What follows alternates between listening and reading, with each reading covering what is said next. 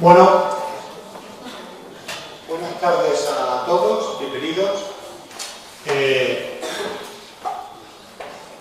Tenemos una doble celebración. Por un lado, de tener con nosotros a José Miguel de Pradapul, que nos va a dar una conferencia sobre su obra y sus pensamientos.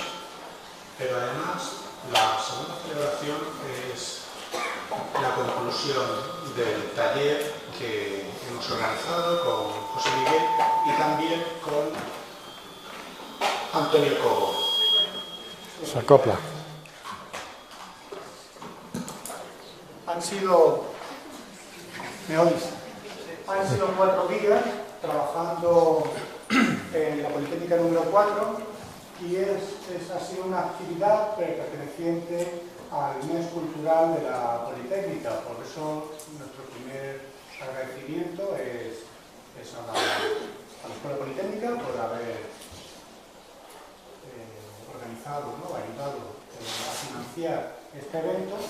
También, por supuesto, a la titulación de arquitectura, que también nos ha ayudado, no solo con los espacios, sino también la financiación. Y bueno, lo tercero es, sin duda alguna, agradecer a nuestros dos invitados por su gran generosidad de haber hecho esto posible. Continuando con el abuso, que siempre cuando tratas con personas tan generosas, me gustaría que la presentación de Pradapul la hiciese Antonio Cobo, puesto que él está realizando su tesis doctoral sobre un periodo específico de su obra. Así que muchísimas gracias. Al final de esta conferencia vamos a repartir unos diplomas a todos los alumnos que habéis participado. Gracias.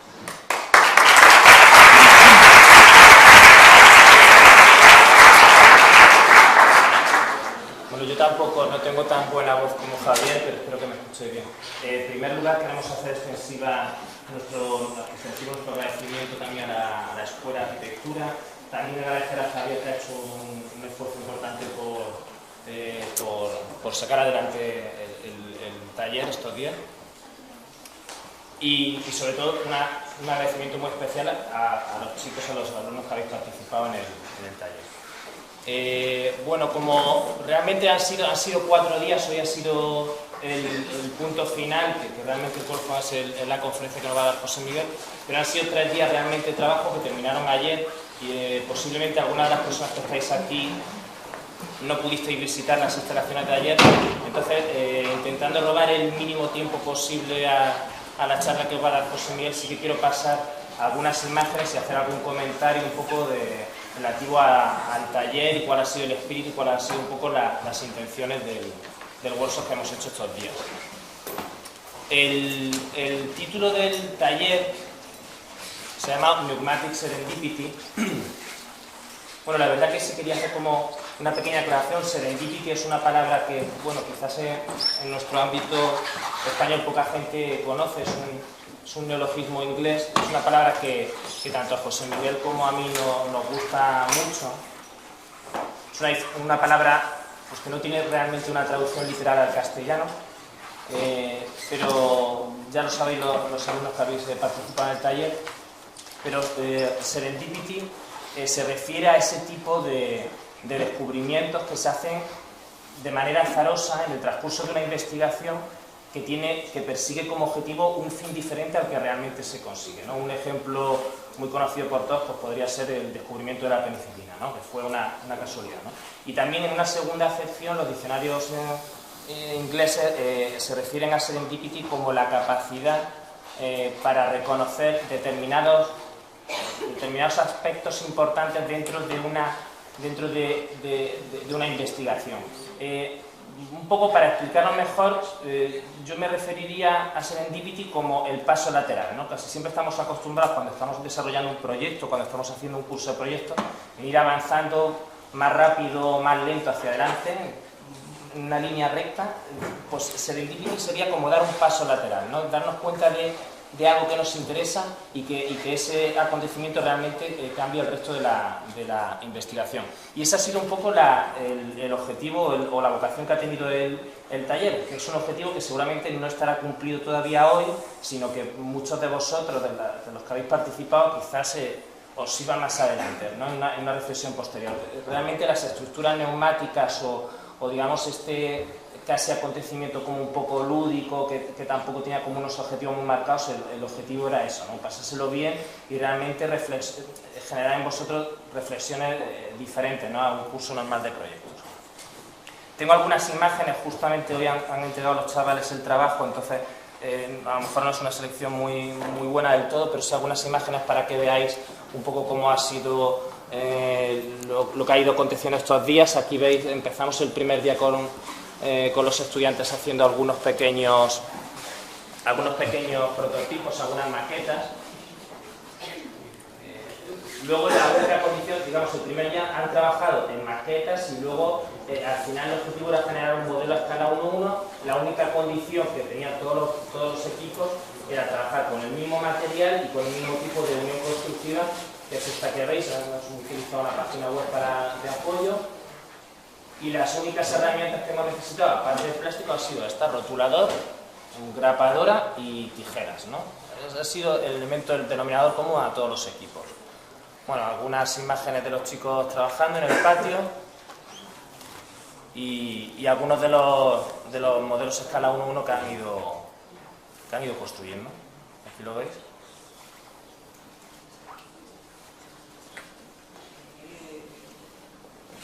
Algunos volúmenes neumáticos que han utilizado cuerdas también para tensar. La cuerda era otra parte del material que se les pedía para el taller. Y realmente luego también han trabajado de una forma muy libre, no le hemos dado ningún enunciado, cada equipo ha decidido más o menos qué volumen construir, qué querían hacer con ese volumen. Aquí un ejemplo en el que hacían como una estructura neumática que era un homenaje a la literatura y había unos textos que podían leer. Bueno, simplemente túneles. Esas son construcciones pues muy inocentes, pero que yo creo que realmente les va a originar algunas reflexiones, espero que en sus cursos de proyectos más adelante.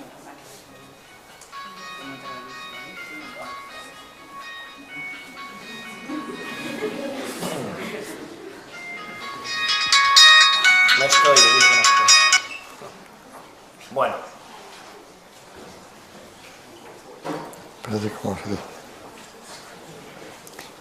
Algunos volúmenes bastante grandes y... ¿Cómo se desconecta esto? Ahora desconecto yo. Y nada más, os dejo con José Miguel. Yo creo que no necesita mucha presentación, ya lo conocéis todos aquí. No le doy más tiempo, todo tuyo.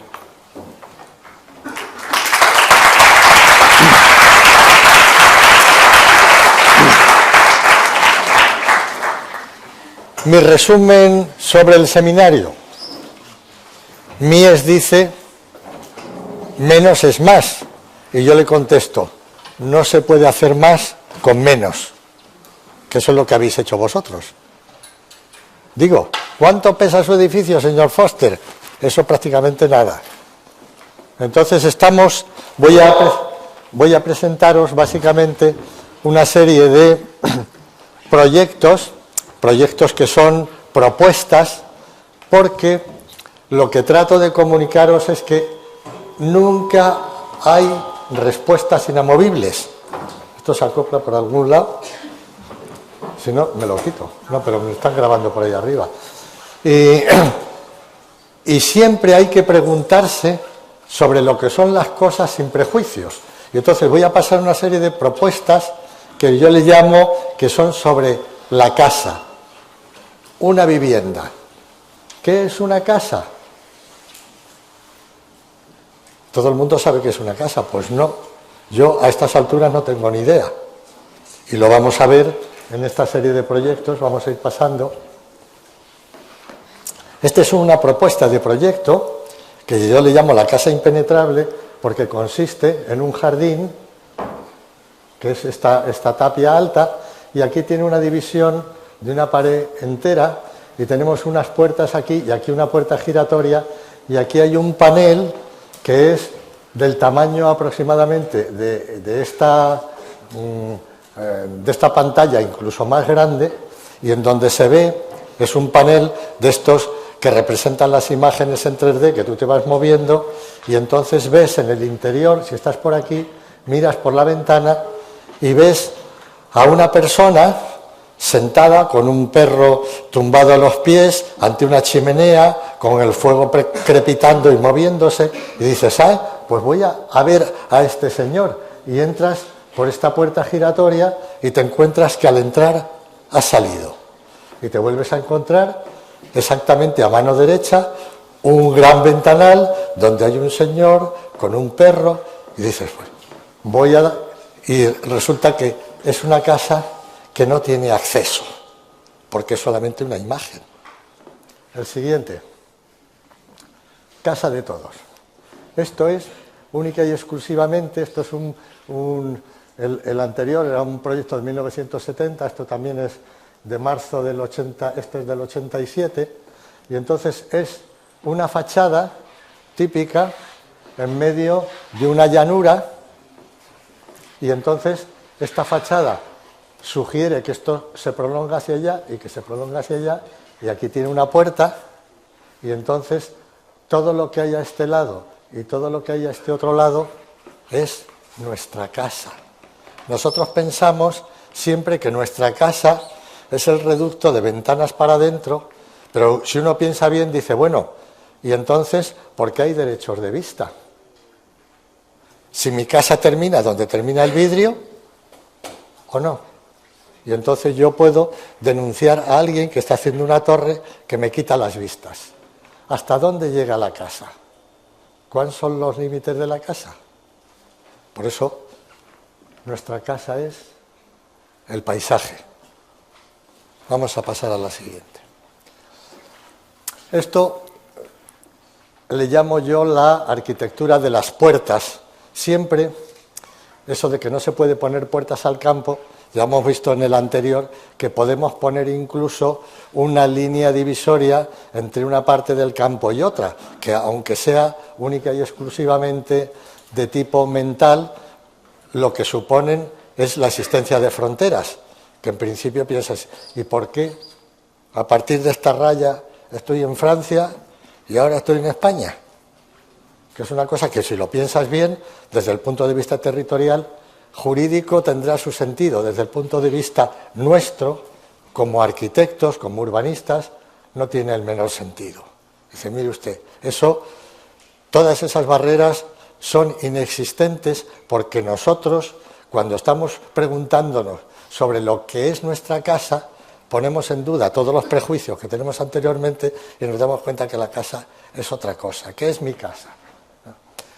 Aquí tenemos otro tipo y ese arco que vamos a ver, lo vamos a utilizar después. Aquí tenemos, vuelve otra vez a la siguiente. Aquí tenemos una casa que veis que va a tener todos los tópicos al uso de una casa de diseño maravilloso, con una serie de estancias que son independientes. Esto es la parte de los padres, aquí están los hijos, aquí está la zona de común, y entonces tiene un acceso que entra por aquí y luego otro camino por aquí, y todo esto está flotando en medio de un estanque que es el que crea el microclima de la casa.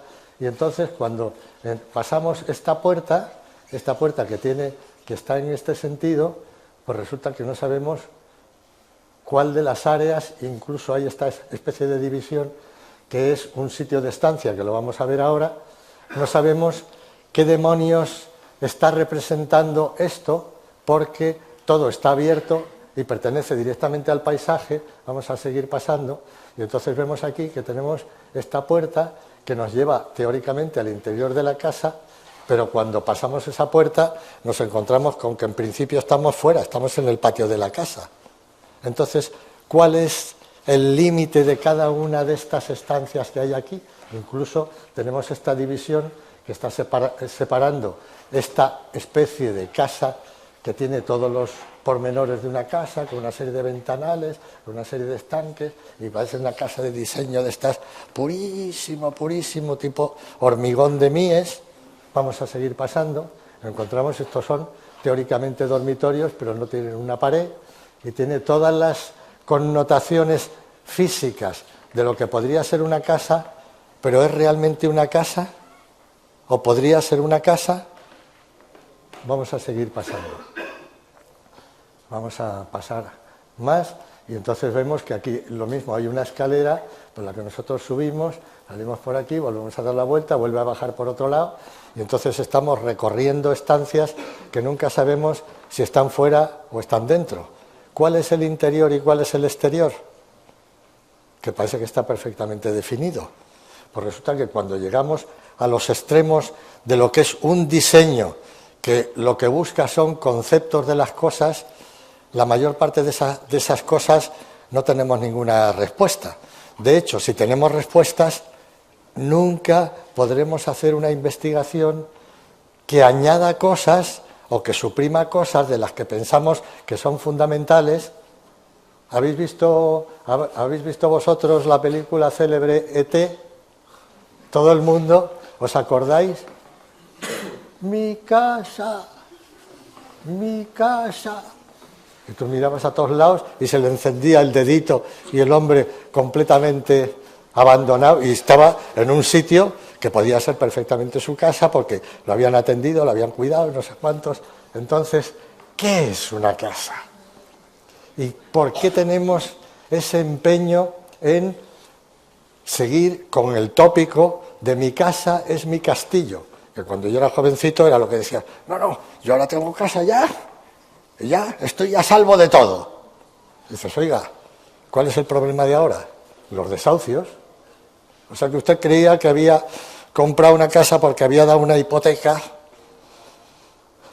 Yo dejé de hacer arquitectura por una razón muy sencilla, porque me di cuenta que con el tema de las hipotecas, que al final todo lo que se llevaban, todo lo que tú hacías por hacer una casa muy sencillita, que fuera algo muy elemental, que costara muy poquito, pues entonces resulta que todo aquello que parecía fundamental, cuando tú entrabas normalmente no tenías dinero para comprarte aquello, pedías una hipoteca y al final te encontrabas con que si por cualquier circunstancia te fallaban las cosas que tenías que no sé cuántos, pues no tenías ni dinero, ni hipoteca, ni casa.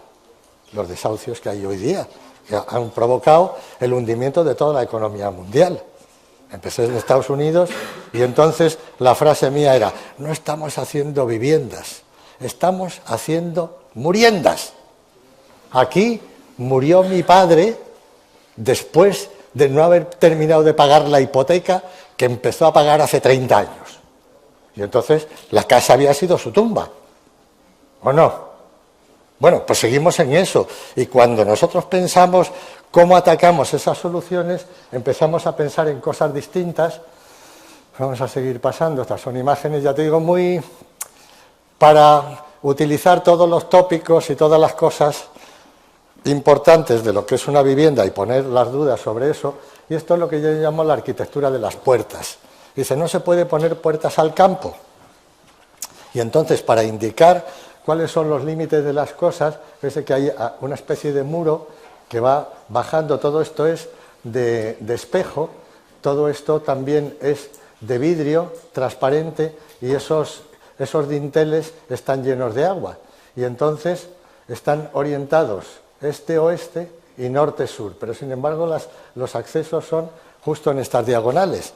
Y entonces, cuando pasamos aquí, se supone que estamos dentro de un sitio y vamos a pasar a otro. ¿Y dónde termina ese otro? Estamos fuera, seguimos dando la vuelta a toda la Tierra, que es redonda, porque no tenemos por qué pararnos, y cuando volvemos otra vez aquí, cuando volvemos otra vez a este sitio, resulta que si estábamos fuera, estábamos dentro, pero estamos fuera, pero antes estábamos dentro. Entonces, ¿dónde está el dentro y el fuera? Y esto es para decir, nuestra casa, como el ET, mi casa, nuestra casa es todo el globo. Y mientras no pensemos así, estamos equivocados.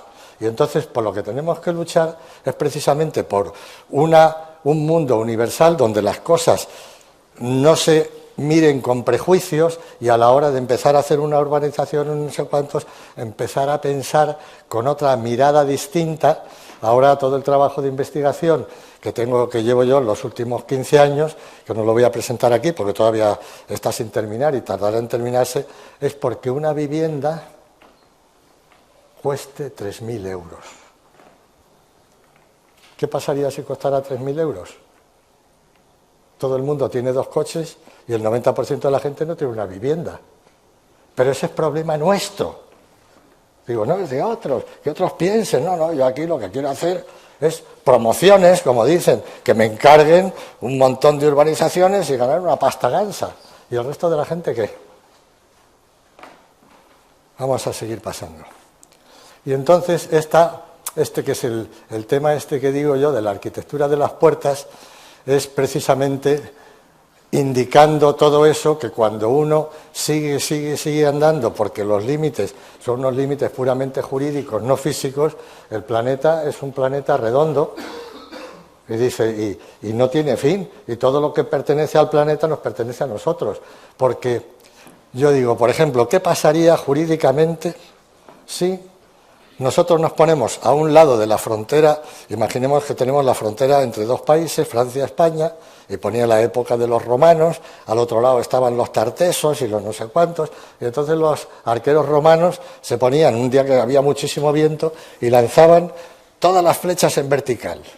El viento se las llevaba, caía encima de los otros y mataba a un montón de gente.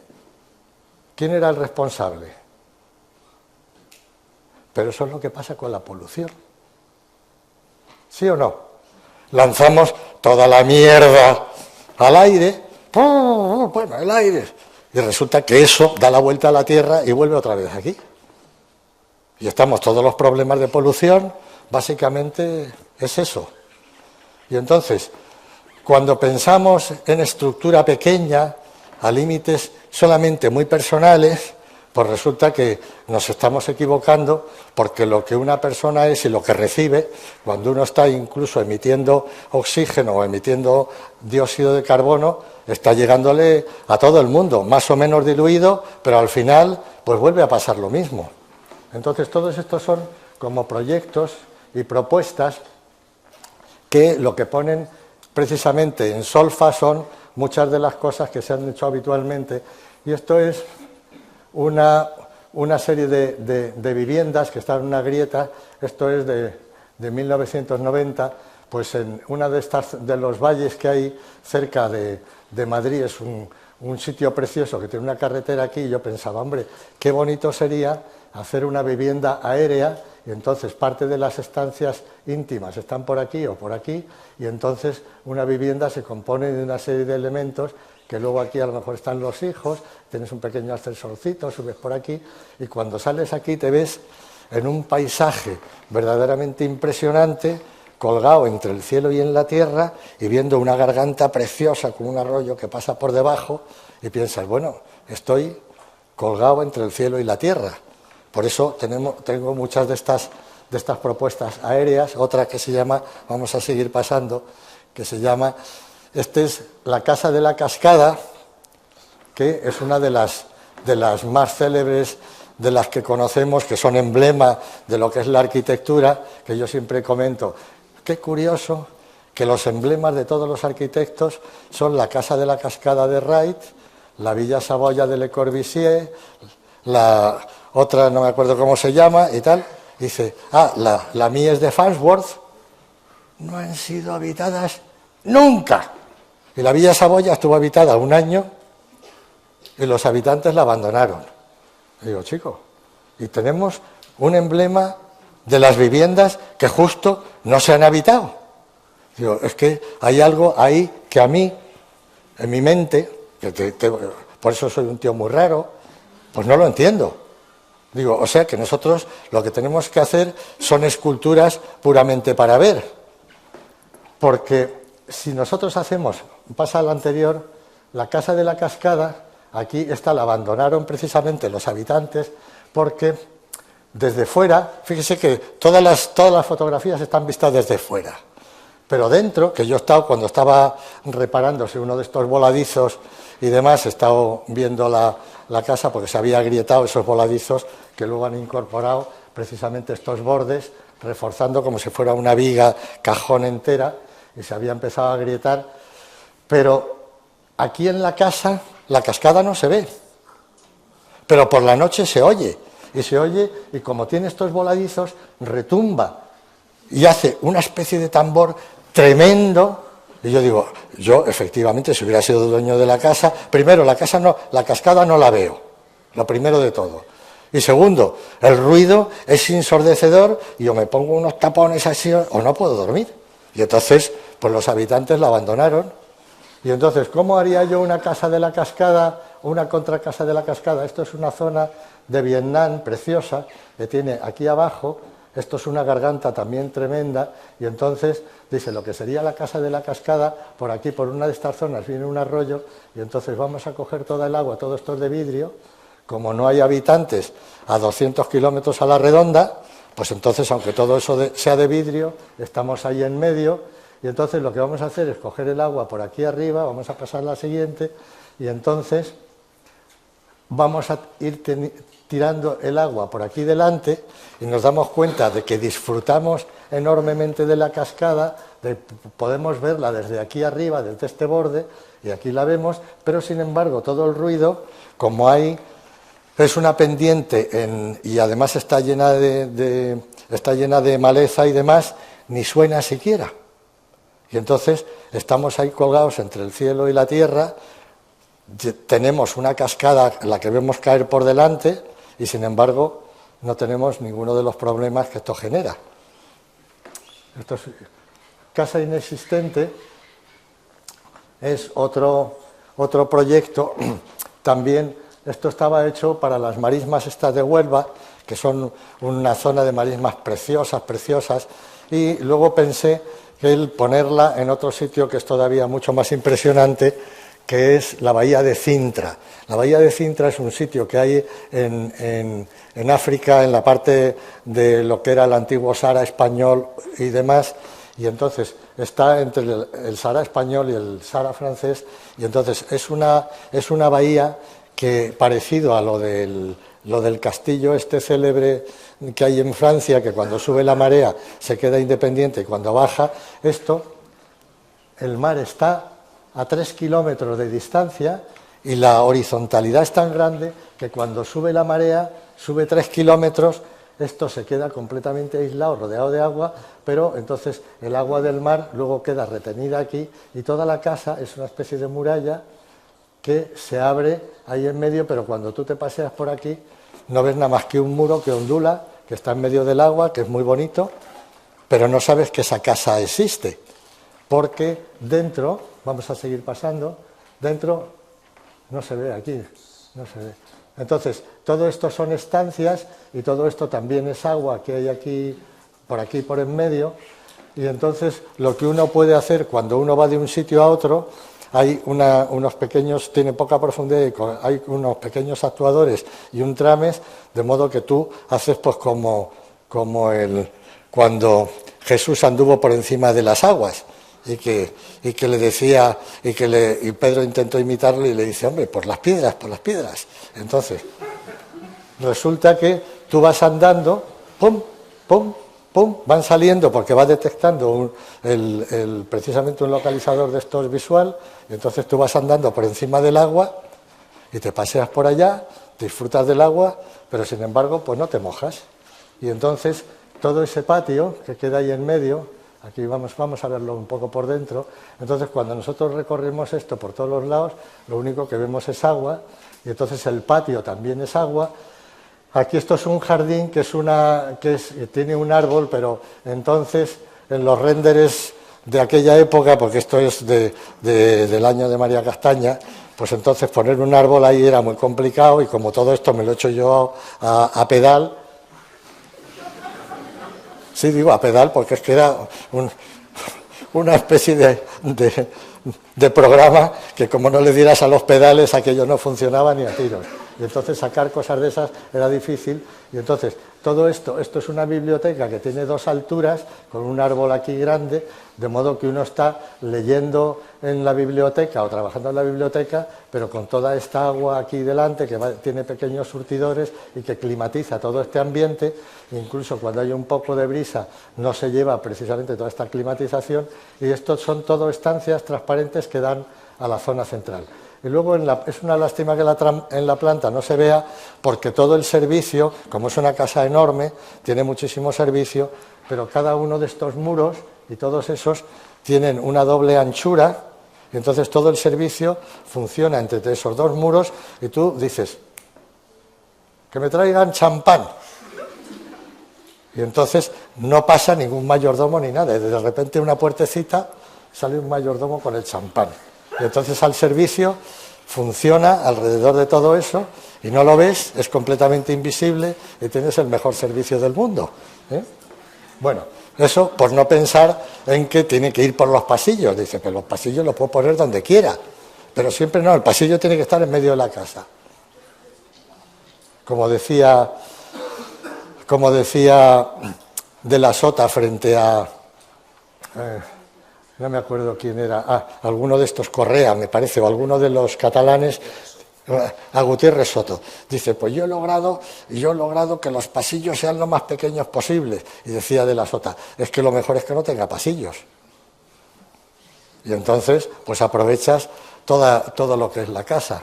Y entonces estos son imágenes precisamente de esa especie de extraña vivienda, y aquí se ve desde fuera como es esa especie de muralla que ondula, que además también, si por la noche hay oleaje y si hay ruido y demás, prácticamente el sonido con esas murallas que tiene ahí en medio, pues no... Es una lástima que no se haya visto toda la planta, porque se ve perfectamente ese doble muro por el que funciona la gente. Esto es Faro Mensajero. Hubo un concurso de faros, porque se iba a colocar en Huelva y demás, y entonces yo pensaba, hombre, ahora que ya venía la época, pues esto ya es de los 90, pues ahora que ya ha venido la época en que la localización geográfica viene vía satélite, pues en realidad el faro lo necesitas para poca cosa. Sirve más que nada para la flota de bajura, que son los pescadores, estos que salen, por ejemplo, ahí en la zona del Cantábrico a pescar de estos pulpitos de estos sepias y jibias y demás, que van con su cacharrita y necesitan una cierta orientación para saber dónde está la costa y dónde pueden atracar. Pero además, estos eran varios modelos distintos, y al final opté por este, que es un mástil muy ligero, atirantado aquí, y entonces tiene ahí señales luminosas, ahí arriba vamos a ver, y entonces ves, aquí por dentro está todo el ascensor de subida con su escalera, y ahí está donde está, todo eso funciona automáticamente, pero tiene 4 haces de luces de láser, que son verdes, rojas, violetas, y va girando, pero a la vez, vamos a pasar a la siguiente, permite mandarle mensajes que van a aparecer sobre las nubes. Estos son con localización en diversas zonas de la costa. Vamos a pasar a la siguiente. Paco, es niño. Y entonces el pescador, que ha ido el pobre y que está allí con pues se entera rápidamente, dice, anda, y se entera pues prácticamente toda la costa, y al día siguiente pues pueden celebrarlo. Museo de la Naturaleza. Museo de la Naturaleza que se pudo ver hasta hace muy poco tiempo, y que también deriva de este tipo de situaciones. Entonces, es una zona de la Sierra Madrileña. Esta es la antigua carretera que subía por el puerto de aquí, de Guadarrama, y entonces había un personaje que me había encargado una casa, y entonces que le hiciera una casa, y digo, oye, pero mira, este terreno, que además es precioso, ¿cómo vas a poner una casita en un sitio tan elevado por allá? Digo, mira, lo que podemos hacer es un museo, como un museo, ¿sí? Mira, Entonces estos son estos pórticos que entonces ya empezaron a salir de hormigón para las fábricas y las industrias, que valían 4 perras, y dice, bueno, pues entonces lo que vamos a hacer es plantar aquí 4 pórticos que están también orientados suroeste, noreste y suroeste, noreste, y lo que hacemos es, le decimos el Museo de la Naturaleza. Entonces, lo que enseña es pues que todos los pajaritos, todas las cosas que hay alrededor, porque lo que está dentro está fuera, pues son precisamente lo que nosotros debemos de cuidar. Y está enseñando la naturaleza en su estado real, sin tener que meter a los pobres animalitos en el zoo y meterlos en jaulas y cosas de esas. Y dice, oye, ¿por qué no enjaulamos a los humanos? Que son mucho más peligrosos que los animales. De hecho, a un animalito de estos, de los del campo, ve un humano y sale corriendo como alma que lleva el diablo, incluso los jabalíes. Si tú a un jabalí no lo molestas, ¡oh! Dice, oye, un humano. ¡Oh! Esto es otro, que esto hubo un concurso para hacer algo dentro de la sierra esta de Madrid, en los pantanos, y yo pensé, hombre, lo que podemos hacer es, hay una cosa que es preciosa, que es el arco iris, pero el arco iris es una cosa que es curioso, que es inalcanzable, porque el arco iris, como es un efecto óptico de las gotitas de lluvias, tú corres el arco iris y el arco iris va estando siempre a la misma distancia. Y digo, oye, ¿por qué no hacemos un arco iris inmóvil y fijo? Y entonces hacemos una estructura muy ligera, que luego veremos cómo es, y entonces aquí tenemos pulverizadores de estos muy finitos, muy finitos, muy finitos, y esto está orientado este-oeste, en este sentido, de modo que a lo largo del año toda la estructura del arco, que además está calculado para que tenía 300 metros de diámetro, o sea que era una cosa de 150 metros de altura, se podía ver desde muy lejos. Vamos, sigue pasando poquito a poco para que se vea por los detalles. Todo esto es para llevar una carretilla de estas motorizadas para mantener limpios, porque luego todo esto va cubierto de espejo que es translúcido, muy poco translúcido, pero espejo, y entonces todo eso tiene que mantenerse una limpieza, una historia y demás, y por eso es. Y estos son, aparte de tubos estructurales, son también de conductos de agua, tiene 4 o 5 circuitos, precisamente por el tema de la altura, la presión que hay que mantener la misma presión para que todos los pulverizadores, en fin, que la técnica es muy complicada, que no lo voy a explicar aquí, pero para que salga uniformemente toda el área vamos, sigue pasando poco a poco. Estos son la estructura de cables que tiene como en rueda de bicicleta, precisamente para que pueda ser muy finito y no trabaje en voladizo, sigue pasando. Y entonces, en condiciones normales, que no hay sol, lo que ves es un arco de nubes que, como se refleja en el pantano, cuando está lleno no se ve el arco entero, baja, el nivel medio está un poquito más bajo y se ve un círculo entero, pero cuando hay sol y en determinadas condiciones, aquí está completamente apagado y le he quitado también el vidrio para que se viera cómo era la estructura, cómo se ve de fina. Sigue la siguiente, está ya con el reflejo, y ahora ya vemos la siguiente. Esto es cuando no hay nada y vemos que se van reflejando todas las nubes, y aquí se refleja parte del agua, y entonces el arco prácticamente desaparece, y cuando se pulveriza, vamos a pasar a la siguiente, hemos duplicado estas otras imágenes, sigue pasando a la siguiente, son imágenes, y entonces cuando está pulverizado, gran parte de, como el propio espejo vuelve a reflejar parte de la nube de agua pulverizada, se ve una masa de agua nube pulverizada que hace un arco, que es un arco celeste, le llaman el arco de nubes, y cuando sin embargo hace sol, pues vamos a ver bueno, estos son todos enseñando, pues se ve un arco iris completo, que eso se verá justo en los solsticios, y a lo largo del año Sin embargo, en el solsticio de primavera, en el solsticio de otoño se ve entero y dependiendo miramos de este a oeste, de oeste a este, pues entonces a partir del solsticio eso se empieza a faltarle un trocito, otro trocito, otro trocito, otro trocito y tal, y cuando llega al de invierno pues solamente se ve el arco de nubes y entonces nos está indicando continuamente en qué época del año estamos y la celebración del arco entero tiene sentido porque entonces ahí lo que organizábamos es una especie de anfiteatro que te permitía el celebrar precisamente el solsticio, que es una de las cosas que de hecho se perdió en cierta medida, porque así como se celebran los equinoccios, pues sin embargo los solsticios, pues salvo el de Navidad, que en realidad se ha corrido porque tenía que ser el 21 de diciembre, que es cuando es el solsticio. Pero, sin embargo, en verano, pues están las fiestas de San Juan, pero a medias, y aquí, sin embargo, lo que estás viendo es justo el día que hay, y entonces haces una celebración allí con todo un ceremonial, se hace una obra de teatro, y, en fin, todo ese tipo de cosas.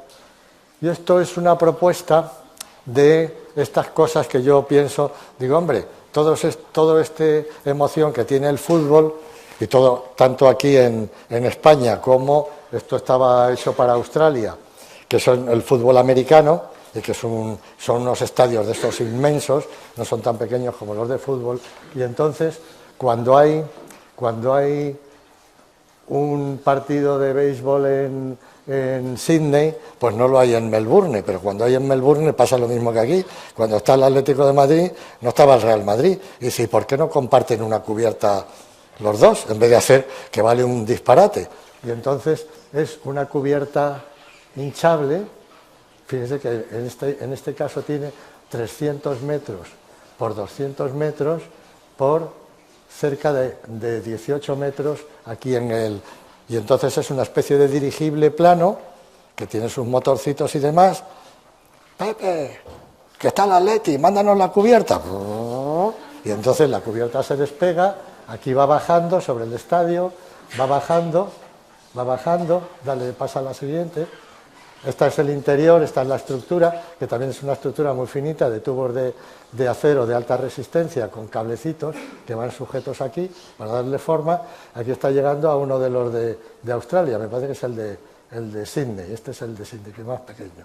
Y va bajando y luego se engancha con cables ahí y entonces está perfectamente a cubierto, no le da el sol, hace no sé cuántos, y entonces en vez de tener una sola edificación que vale un montón de dinero, pues comparten entre varios, que incluso si hubiera un tercero que celebrara las competiciones en otro momento distinto, podrían hacer lo mismo. Y por eso se llama pues la cubierta viajera. Vamos a verlo más, sigue pasando, más. Y aquí está como la forma que tiene, que también todo esto es como, yo digo, como un cepelín, pero plano. Aquí vemos aquí se ve toda la cabina precisamente de mandos, que es como la de los dirigibles, que luego además permite el manejar todas las luces que hay alrededor, porque cuando en todo el borde de aquí abajo tiene montones de faros que iluminan precisamente toda la parte del estadio y entonces te permite manejar incluso la información que va a haber en el panel de anuncio de los resultados en cada momento. Vamos a pasar a la siguiente. Aquí se ve, comparado con un helicóptero estos de los grandes, de los grandones de vigilancia, es el tamaño que tiene la cubierta. Y esto es toda esta historia que hacemos también los arquitectos. Dicen, no, es que una cosa tiene que ser muy original. Y todo el mundo se levanta el coco, uy, qué cosa tan original. Digo, oye, tú, si hacer una cosa original es la cosa más sencilla del mundo. Y entonces, os digo, vamos a hacer un edificio que además es paradójico, vamos a hacer edificio arco. Y entonces, esto es un edificio, supongamos que la castellana viene por aquí, la otra viene por ahí, y entonces resulta que esto teóricamente es un arco, pero no indica este sentido, porque como es asimétrico, parece que el arco lo que está es hecho para indicar una dirección que no es la suya. Y entonces, lo mismo, la estructura en unos casos va por fuera y en otros casos va por dentro, porque tú la fachada la puedes poner por donde quieras. Entonces hacen los cierres y luego, para colmo, tiene parte del edificio que cuelga ahí, porque cuelga de una serie de cables de rigidez, y entonces toda esa gente que está en esa zona está como flotando en el aire, y arriba, si esto alguien con imaginación, ¿qué son? Los pantalones campana del típico vaquero, que está, pues fíjense lo que es el tener una mente que no asigna las cosas lo que son, unos pantalones vaqueros de esos del típico rockero, y ahí arriba lo que tenemos es una plancha. ¿Sí o no? Pero una plancha, le hemos puesto y tal, y dice, ya está. Y ese edificio no lo ha hecho nadie, y qué cosa tan curiosa es. Digo, hombre, pero es que eso está tirado. Entonces, lo importante no es la forma, sino cómo se plantea el concepto del edificio para que tenga un cierto sentido y aquello se pueda reutilizar de muchas maneras, y si quieres puedes poner viviendas, y si quieres puedes poner oficinas, y si quieres puedes poner no sé cuántos, y renovar todo eso en cualquier momento, incluso desmontar todo el edificio y llevártelo a otro lado. ¿Por qué no lo podríamos hacer? Vamos a pasar más. Aquí hay muchas imágenes. Y luego, además, fíjense que aquí tenemos como dos lagos, uno es de agua, pero otro es de metal. Y entonces es una plancha de aluminio reflectante, como si fuera agua, ni siquiera se mueve, y tienes una sensación extrañísima de ver que va el arco, en vez de ir de zona de tierra a zona de tierra, va de zona de agua a zona de agua. Porque estás haciendo como una especie de paradoja de lo que sería ese arco, si fuera un arco triunfal o una cosa más o menos emblemática, que quiere lo que... Entonces aquí hay toda la parte de arriba, esta es la zona desde que se ve toda la parte del edificio que cuelga, y aquí hay una serie de gente asomada a esas plataformas. Y todo esto, los renders son muy elementales, pues ya digo, están hechos por mí a pedal, que yo he aprendido, ahora los chavales cogen cualquiera de esos un render y en 10 minutos te hacen una cosa, y esto a mí me costaba un trabajo, y hacer un material que lo tenías que hacer expresamente para que le saliera vetas, pareciera hormigón pero era madera y tal, y una cosa terrible. Y aquí se ve el tamaño de la gente con respecto a lo que es este edificio, que vemos que es un edificio verdaderamente impresionante. Vamos a ver. Y esto es otra construcción también curiosa, que estaba hecha para ser como un órgano gigante. Esto es como si fuera una especie de Instant City. Todo esto es elemento hecho de plástico flexible que tiene esta presión por dentro, y entonces ven que es que tiene 12 colores distintos, porque supone que es un órgano dodecafónico. Cada uno de estos elementos es una nota dodecafónica, y entonces aquí lo que hace es un director de orquesta del mundo dodecafónico, tiene un sitio aquí en medio, aquí están los ayudantes, se comunican vía wifi, y entonces lo que va dando órdenes a una serie de pantallitas que aparecen aquí, y entonces todo esto son bailarines, y entonces, según la cantidad de bailarines que se mueve, es el volumen de la nota que están tocando. Y según la velocidad es el pitch de ti, ti, ti, ti, ti, ti, ti, ti, ti. Y entonces puedes tocar una tocata de estas de Beethoven impresionante, y son gente que está bailando, cada uno de ellos, y van siguiendo los compases y demás, y músicas, y entonces están mezclando danza con músico, espectáculo visual, pero que están tocando de verdad, porque cuando ellos se mueven es cuando suena. No es que ellos vayan al ritmo de la música, si son los que están creando la música. Entonces necesitan montones de bailarines y demás. Y luego también en los ratos de descanso tiene plataformitas para salir aquí. Toda esa zona está llena de lotos que están flotando también por ahí. Vamos a pasar a la siguiente. Estoy lo que haciendo es haciendo sugerencias, más que mostrando de que cuando se piensa o uno empieza a quitarse los prejuicios de cómo deben de ser las cosas, como decía aquel amigo mío, nosotros decíamos siempre, las cosas como son. Había un amigo mío que decía, hombre, las cosas como sean. Y yo digo, hombre, me apunto. ¿Cómo son las cosas? Ni idea. Ni idea. Y aquí vemos, pues, reconstrucciones de todos esos momentos de descanso en los que pueden salir el director de orquesta, los bailarines y tener un poquito de descanso y luego seguir el o luego cogerse el barquito, irse hacia la zonita de la costa y de tal, y irse a casa porque la orquesta ya ha tocado, además reproducido a escala mundial vía satélite y demás, porque luego se ve por la noche cada una de esos tubos está iluminado y lo mismo, se ilumina con la intensidad dependiente de la nota, con la pequeña vibración, con arreglo al pitch y no sé cuántos, y está reproduciendo como si estás viendo visualmente cómo se están tocando las notas. Bueno, estos son visitantes que vamos a seguir pasando.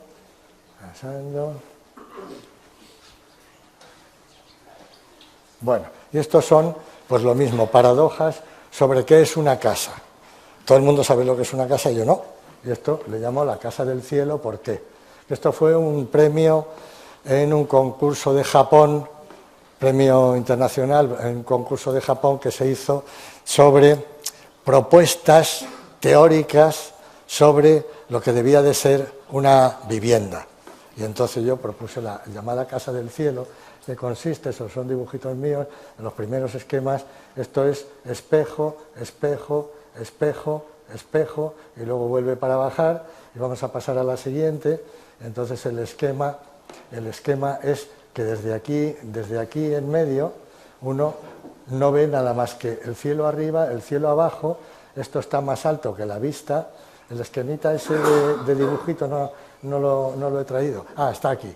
Entonces, una persona está aquí, aquí se ve el reflejo, y entonces siempre el ángulo visual es tal que nunca ves más allá de lo que son los reflejos de este área de acá. Y entonces te mueves en esa zona y lo único que ves es el cielo. Y entonces tú miras para abajo y te ves a ti mismo, que no sabes si eres el de abajo o el de arriba, y te ves a ti mismo pegado a tus plantas de los pies y miras para arriba y solamente hay cielo. Vamos a pasar a la siguiente. Entonces, esto era, en un momento determinado me hizo una propuesta un financiero y tal, que luego se volvió atrás, decir, ¿y no podemos poner eso en Castilla? Digo, hombre, en Castilla no es lo mismo, pero sin embargo también puede ser el cielo, no necesita estar en el mar, pero está algo más caro y entonces está cómo es la estructura, cómo se organiza, el elemento que hay aquí de elementos de servicio para manejar pues todo el tráfico de gente, porque luego la gente va a llegar aquí como si fueran los turistas, pasan por aquí, aquí tienen toda la información, todas las cosas, y salen por aquí entre dos puertas que son precisamente de vidrio, que se abren automáticamente y luego se vuelven a cerrar para que cuando la gente esté aquí en medio,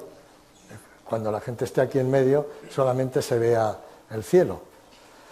Y entonces, aunque esto es también en plan turístico, realmente está creado como algo que está dentro del mundo japonés, que es más un espacio de meditación, y el que quiera relajarse de repente sale ahí, y al cabo de un rato, como te encuentras flotando en el cielo, dices, ¿dónde estás? En el mismísimo cielo. Y en ese caso no es metáfora. Vamos a seguir pasando.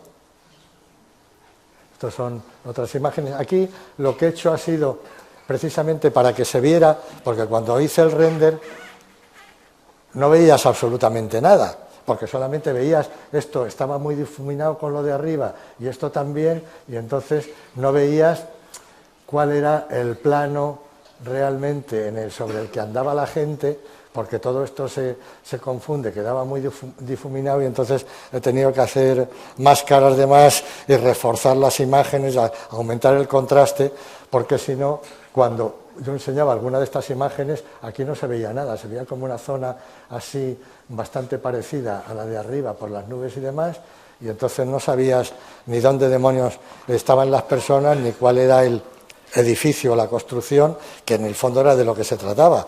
Pero para enseñárselo a la gente no tengo más remedio, y si quiero mostrárselo a alguien que quisiera hacerlo en algún momento, le tengo que decir cómo es. Y aquí lo vemos un día en que está el cielo nublado, que luego otra de los atractivos de una cosa de estas es que siempre está cambiando. Y cuando están pasando las nubes, tú ves que tú te estás moviendo entre las nubes y se estás deslizando como si fuera un surfista, pero sin tabla ni nada, a través de las nubes, viajando precisamente por el cielo. Esto es un día nublado, y el verdadero uso precisamente es para este mundo japonés, por eso fue premio, ya digo, premio precisamente en Japón, porque está dentro de ese mundo japonés, del mundo zen, y entonces aquí están los meditadores, y en este caso incluso lo que hacía también es darle en algún momento otra versión, que es la circular. Vamos a pasar a la siguiente, aquí está el maestro zen, vamos a pasar a la siguiente, y aquí está circular, y vemos a esta persona que está realmente flotando, meditando, y entonces te importa un pepino el dinero, la importancia, el valor, que si te vas a morir o no, y dices, de aquí al cielo, no de Madrid al cielo, sino de aquí al cielo. Y esto es otra pequeña propuesta, que es ya la final, y es la creación de una estructura neumática, que ya están hechos todas las soluciones, todos los temas, una estructura neumática que tiene este tamaño, que son aproximadamente 18 metros de altura, y entonces tiene aquí abajo un pequeño cojín con una pequeñita cremallera, también transparente, está inflado, entras, te metes dentro, eso está desinflado, le metes un poquito de aire, y entonces al amanecer le metes un poquito de aire y te quedas dentro. Y según va saliendo el sol, se va calentando el aire de dentro, se va calentando, se va hinchando, y cuando ya está hinchado del todo, empieza a levantarse, y con la brisita del aire empieza a viajar. ¿Y a dónde va? Hacia el cielo. Bueno, y no quiero ya calentarles más la cabeza, porque aquí podríamos estar hasta pasado mañana. Y esta es ya en el momento del poniente, cuando empieza la burbuja a descender, que luego también hay forma de manejarla, porque abres un poquito la cremallera y dejas que la propia presión salga algo del aire caliente, pero eso ya implica una cierta costumbre del manejo de esos, que es como en los globos, cuando le dan un poquito más de fuego y sube el globo, o cortan un poquito la llama y empieza a descender el globo porque tiene menos aire caliente. Pero vamos, esta es la imagen de que en el fondo, ¿dónde está la casa? Aquí. Y el que no entienda que la casa está aquí, no ha entendido nada de lo que es la arquitectura. Señores, gracias por su atención.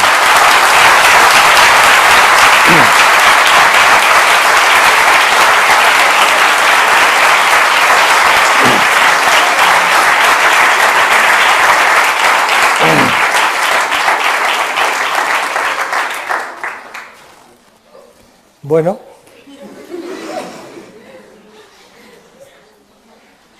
y ahora, con arreglo a la modernidad, alguien podría decir, WhatsApp.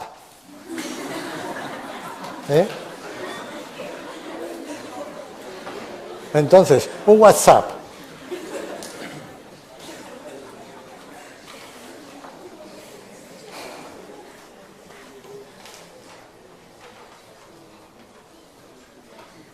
Bueno, Sí, lo que vamos a hacer es proceder a repartir los diplomas para que vosotros también os vayáis orgullosos y al presentar esas imágenes, que habéis hecho unas imágenes preciosas, preciosas, cuando las veáis ya ahí, diréis, ¡ay, si lo he hecho yo! Pues sí, lo habéis hecho vosotros. Y gracias a vosotros se ha hecho este seminario, que hubiera sido imposible sin vuestra colaboración.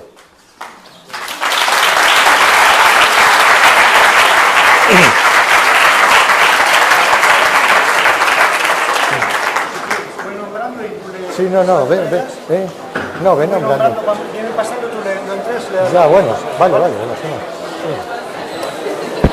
A ver, hola. Por favor, un momentito de atención, que vamos a repartir los diplomas. Voy nombrándolo y vais pasando, por favor, a recogerlo en manos de José Miguel. Judy Lastres, Silvia Ortega, Ana Castellano. Un segundito, más despacio, porque si no... Es que así vayan pasando. Patricia Loyola. A lo mejor no están todos. Sí, Andrés Llopis. Ana Rodríguez. Yo creo que aquí no están olvidados. ¿Tú quién eres? Ortega y el de Judith Lastres, que no puede venir. Judith Lastres, Silvia Ortega. Toma. Muchas gracias. Este es Andrés. Ana Rodríguez. Ana Castellano. Venga. Roberto Carrasco. Mejor que los vayas entregando tú. Vale, tú le das la mano. Borja Castillo. Este hombre, Borja Castillo, está enfermo. Cristian Ludwig. Leila Musayeva. Roberto, toma. Venga, Betul Gossel. toma. ¿Este quién es? Este es Cristian. Macide Tuzun. Venga. Macide, te voy dando. Betul, la que viene. ¿Tú quién eres? Alejandra Miralles. Betty. Toma, Alberto Ortega. toma. ¿Esto quién es? Alejandra por aquí. Nuestro... Ana Rodríguez. Venga. Alberto Venga, Ortega. sí, va. Venga. María Venga, González. Perdón, pero se lleva el tuyo. Macho, que no puedo. Lo que iba. Venga, toma. María Elena Carrión. Rebeca Gilabert. Venga, así que mucho mejor, pues si no es un follón. Luca Pereiro. Santiago Martínez. Eva Martín. José Alberto Igualmente haber Esteve. estado con vosotros. Venga, yo también. No, que tenéis, Gracias por haber venido. que tenéis Esperanza unos alumnos Jurado. cojonudos, ¿eh? alegro mucho Lo que hay que Ana hacer Santos. es sacarles partido, Ya. porque cuanto más Isabel se les exprima, Castellanos. más dan. Es como las naranjas. Depende del exprimidor que tengas, dan más zumo o menos. María Ángeles Venga. Arafil. Coger los puestos y los veis. Rosa Gómez. Esther Jorquera. ¿Eh? ¿Me podría hacer una? Begoña Sí, López. faltaría más. Venga. Lorenza Cocco. Gracias. Filippo Cerrone. Giada de Ramondo. Sí. Tatiana Martínez. Cristina González. Brigitte Marín. Loyola. Alejandra Vallejo. Halit Tanritamin. Ana García García. Miriam García Garrido. Venga, enhorabuena. Andrea Olivares. Alicia Valdivia. Belén Jaquero. Marina Sánchez. Diana Martínez. Arnoldo Robles. Diego García. Sergio Limiñana. Borja Herrero, David Errando, Sam Hyams, Belén Aguilar, Mateo Bernabeu, Emilio López,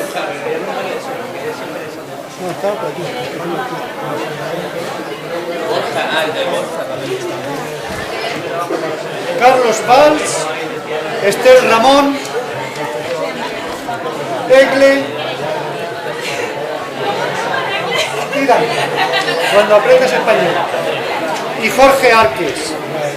Muchas gracias a todos.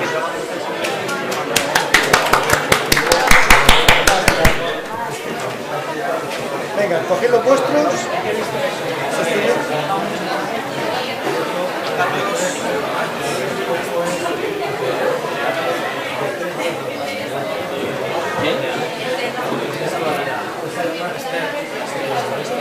Esther Ramón.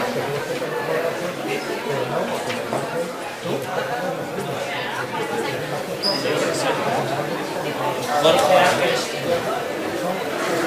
Quiero una foto contigo de José Miguel. Emilio, ¿quién es? Emilio. Vale. Muchas gracias. Alejandra, ¿quién es? Ayer, ayer. Ali también. ¿Y Leila? ¿Leila quién es? ¿Conocéis a Leila?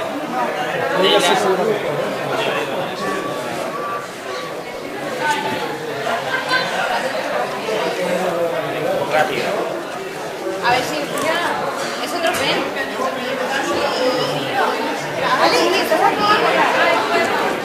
Bueno, que habéis sido...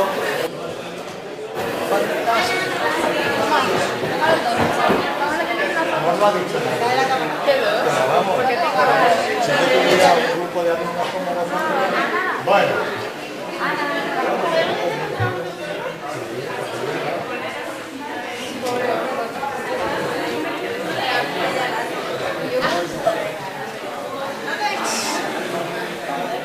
Nada, no sale, ¿eh? En serio. Pero ¿y qué hacemos? Dáselo a Javier un día en un CD que me va a enviar. Lo podemos ¿no? poner todos los ordenadores, pero ¿Algún tipo, qué tipo de archivos es son? que es como si fuera invisible. ¿Lo habéis visto en un Mac? Son JPG. Puede ser que sea algo con el Mac, compatible con el Mac. Lo que yo he dejado en algún lado se Lo he guardado. Ah, que lo has guardado tú, vale.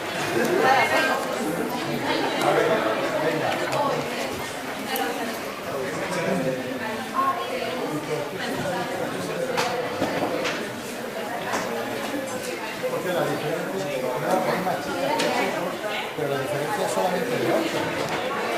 Y sin embargo, yo tampoco. Yo pensaba que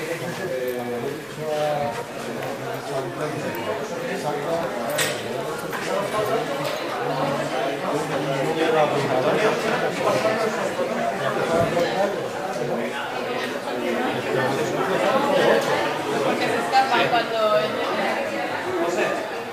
Se lo mandamos a Javier.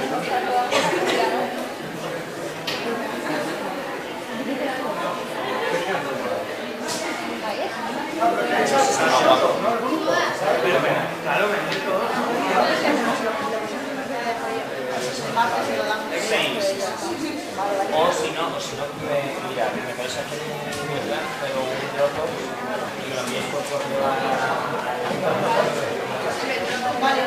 tampoco omitir demasiado el grupo porque pueden hacer